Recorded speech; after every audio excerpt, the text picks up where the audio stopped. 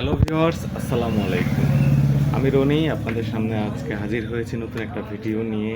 So আজকে আমার topic হচ্ছে পেন্টোবেট অ্যান।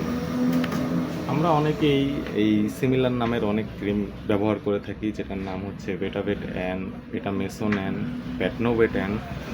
প্যাটনোবেট অ্যান এটা একটা ব্র্যান্ড, আসলে এটা বাংলাদেশে অনেক আগে থেকেই চলে আসছে।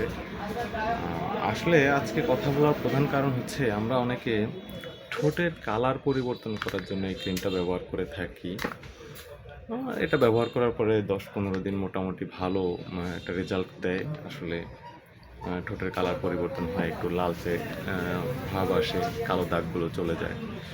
কিন্তু প্রবলেম হচ্ছে যখন আপনি এই ক্রিমটা ব্যবহার করা ছেড়ে দিবেন, তখন আপনার ঠোঁট আগে যতটুকু কালো ছিল তার থেকে বেশি পরিমাণ কালো হয়ে যাবে।